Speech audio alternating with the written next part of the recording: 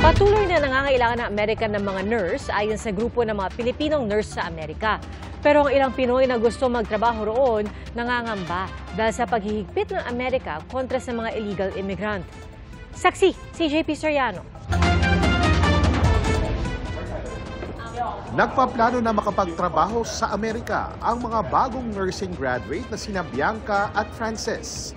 Bukod sa may kaanak silang nagtatrabaho roon, nangangailangan kasi ang Amerika ng maraming healthcare worker. Gustuhin man daw nilang magtrabaho rito sa Pilipinas. There are push and pull factors that pushes nurses to really go abroad. Poor work conditions, mababa yung sahod, and then mas mag-grow ka professionally once you go outside of the country. Yun nga lang, nangangamba raw sila na maapektuhan ng bagong pulisiya. I think parang mas mahihirapan po kaming mag-work or mag-apply doon since parang feeling ko po mas magiging strict sila in a way sa mga kukunin po nilang workers from other countries po.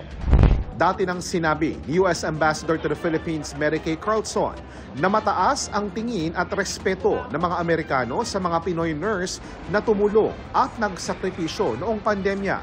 Matyaga, masipag at mabait din daw ang mga Filipino healthcare workers sa Amerika at tiyak daw na kinikilala ito ng Administrasyong Trump.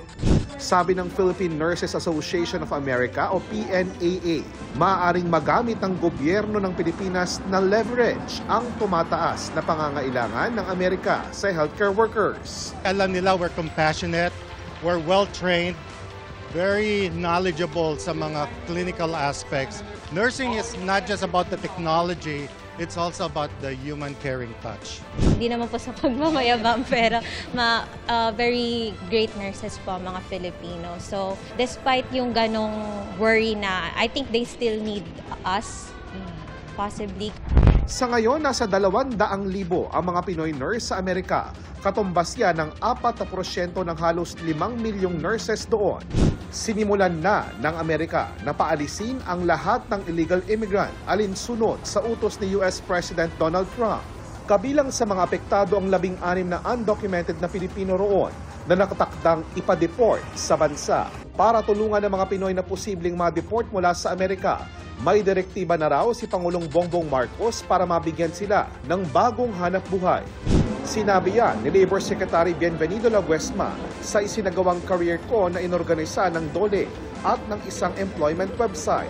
Dumalo rin doon si Pangulong Bongbong Marcos at ibinalitang tuloy ang pagtugon ng gobyerno sa unemployment rate at pagbibigay ng quality jobs sa mga Pilipino. Kailangan kung ano man ang hawak nilang trabaho, dapat yung tinatawag na quality job na may potential na ma-promote, na maging mas maganda, o kung sakali man ay magtatayo ng sariling negosyo. Plano raw ng DOLE na gawin kada buwan ang 2-day job fair na dinaluhan ng 18,000, kabilang na ang nasa 100 dating POGO worker na nawala ng trabaho sa pagsasara ng mga POGO. Para sa GMA Integrated News, ako po si JP Soriano, ang inyong saksi. Mga kapuso, maging una sa saksi. Mag-subscribe sa GMA Integrated News sa YouTube para sa iba't ibang balita.